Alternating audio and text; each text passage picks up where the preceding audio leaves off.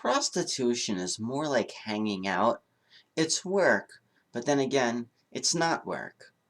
I get to meet all sorts of cool people, and I'm starting to see things differently. The people who pay for sex give the best sex. They're so generous in bed that I'm actually starting to feel bad for taking their money.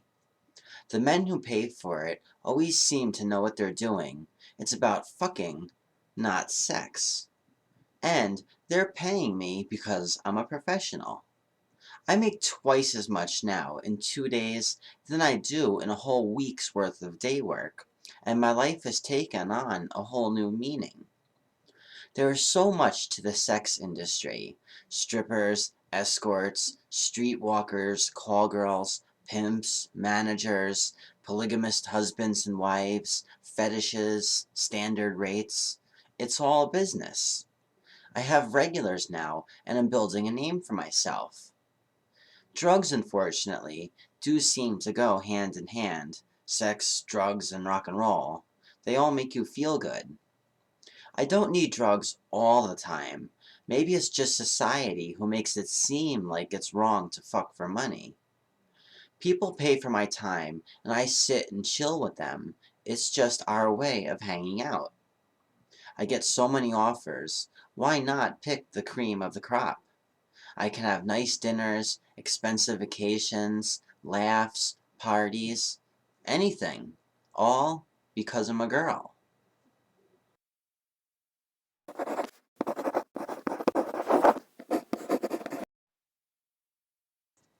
Quote, "You have to be able to laugh and talk during sex. Otherwise, you're not doing it right." End quote. Draw it out and enjoy the other person's company. It's not always about the orgasm. I had finally met V in New York, and he had since got me set up working out of an apartment in Midtown Manhattan. I was now officially working like every other escort who works for a manager.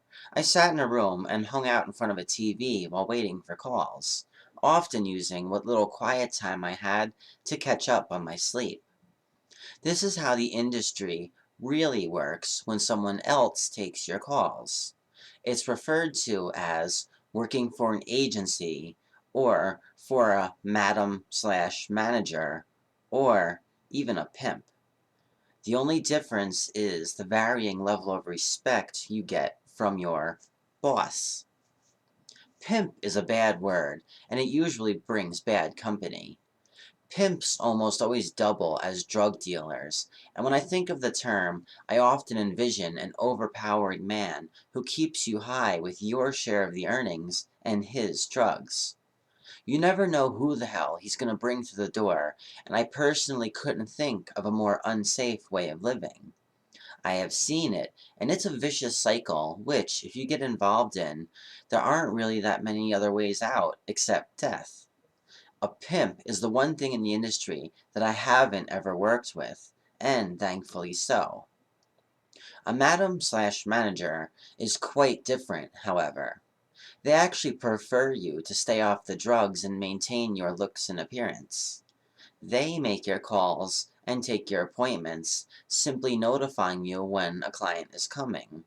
And they usually screen them beforehand. And if your agent is really good, they'll even get you photo shoots and whatnot to help guide you to whatever other types of work you might be interested in getting involved in. They typically aren't forceful, and of course, they all get their cut, which can be as low as 25% and generally as high as about 50%. V was a manager, and a damn good one at that, and he was a dear friend to me. He was Indian, like from India, around my age and just as social. He loved taking us all out to fancy restaurants and VIP clubs, and would always take care of finding the rooms and advertising us using Craigslist. He was just trying to get by like the rest of us, and I surely would have never made it as far as I did without him. My initial weekend working in the city was pretty easygoing, and V thought I was crazy for the way I was merrily answering the door, butt naked, while saying the most messed up things throughout. The two of us had many laughs together between the calls, and I had told him most of my life story thus far, while dreaming aloud of my future aspirations concerning the industry. I even gave V fuck buddy status, and immediately after our first interaction, he went and changed the title on my ad to BBBJ Queen, meaning Bareback Blowjob Queen, and from that moment on, the phone was off the ringer. By the end of my first session, I had easily made over $1,500. V said that he never seen so many requests come in for just one girl, so he decided to make some calls to his photo and video producers to try and get me some better work, which brings me to the PM half of my diary entry. Enter Logan and Vixen at T&A Studios, a married couple that had turned their entire basement into an orgy haven, to the likes of which would have even made the Romans jealous. They had regular camera crews and varying weekly talent that filmed the most abstract brand of porn you've ever seen.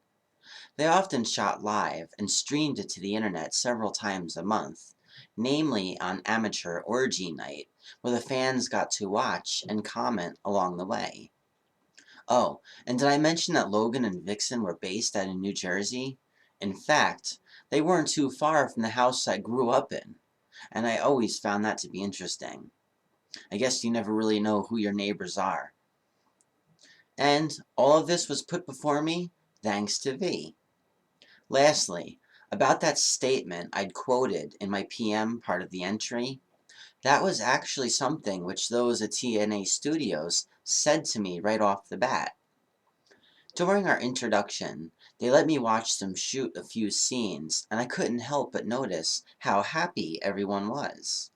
They were all having a merry time, talking, laughing throughout, sometimes even stopping what they were doing just to giggle. It was so unlike any porn I've ever seen before. So I asked, is this type of romper room porn normal? And that's when they all quoted their mantra. You have to be able to laugh and talk during sex, otherwise you're doing it wrong. They ended up liking me, and I got signed with them under the stage name Crystalline69. I was now contracted to shoot with them several times a month. On one final note, I want to make clear about the industry, or at least the film industry. Most of the talent gets regular checkups for STDs, while the reputable companies require it. Every month/28 days, I was at the doctor's office getting poked and prodded. Most producers, such as TNA, even put condoms on the sex toys before using them, and there's even an industry-specific STD testing clinic called AIM. It's a lot safer than you might initially think. In fact, I'd feel safer fucking a porn star than I would fucking the local bar hopper, condoms or not. I can honestly say that I, knock on wood, have never caught a single things, not even crabs, not even little ones, nothing, because for those in the industry, this is not only their livelihood, but their lives.